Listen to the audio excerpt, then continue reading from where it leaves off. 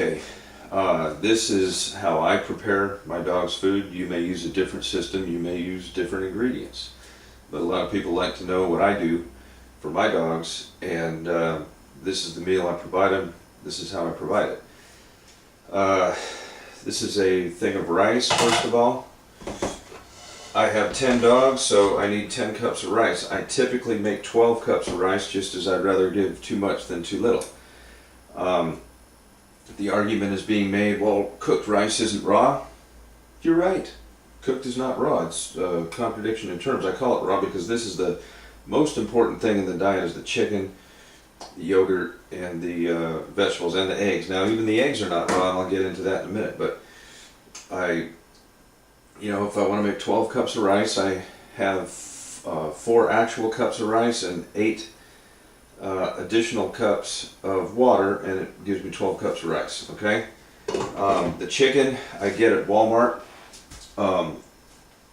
Where I go, it's $5.98 for 10 pounds, and my calculator tells me that is 59.60 cents a pound. It's not bad. Try chicken anywhere else and it's high. Now, you can actually get chicken a lot cheaper if you have a poultry farmer near you. If you're blessed with that, well then, by golly, get your chicken cheaper. You can use beef and whatnot. I like to use the chicken simply because it's convenient, it's size convenient. I don't have to deal with big slabs of beef that I've got to cut and get my hands all nasty with, etc. So I just use the chicken and it's got bone in it. If you do not feed just meat, don't just feed hamburger or steak or heart or organs, because dogs need bones.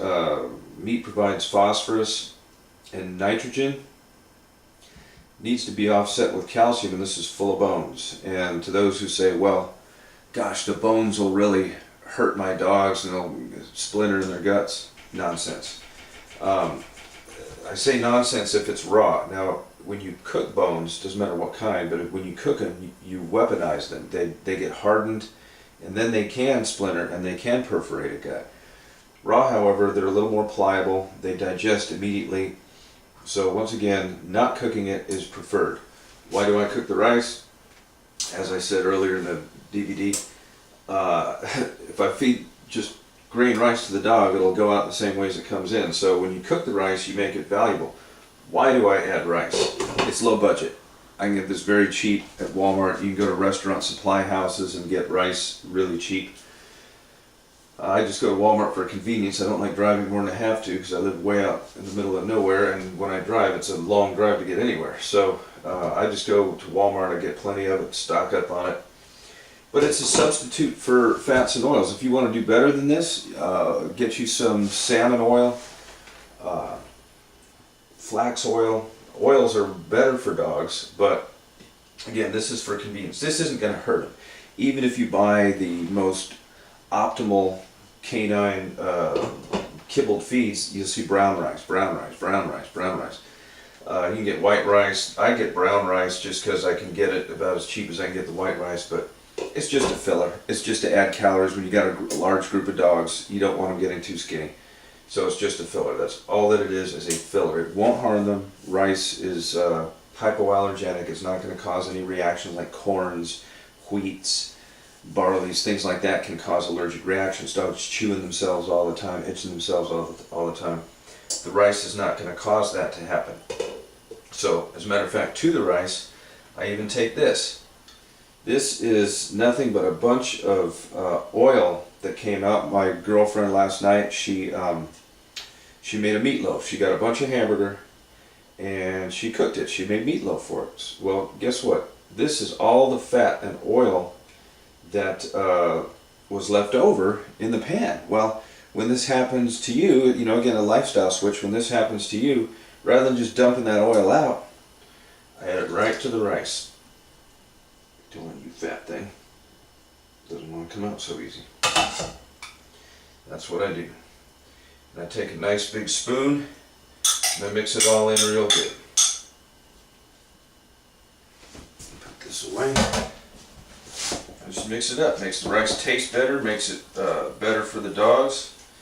I just mix it up real good.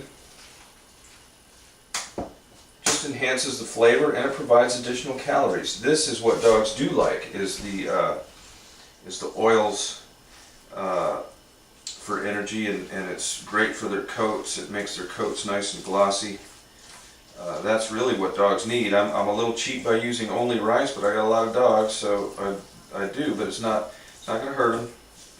Anybody who sees my dogs knows it's not going to hurt them. I get compliments all the time on my dogs, and I've got several 12 to 14-year-old dogs. That there's a difference between having a 14-year-old dog that's fat as a hog with gray eyes with stuff coming out of the eyes, and a 14-year-old dog that runs around looking like a young dog with beaming with vitality. So being alive isn't the same thing as thriving. In my diet, my dogs thrive on it.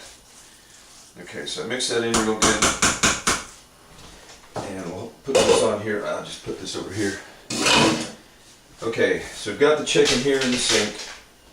I got my dog ready to eat right now. We've got the chicken. I use basic, plain, fat-free yogurt. Why add yogurt? Again, another calcium source. It's a fat source. And it also has the probiotics.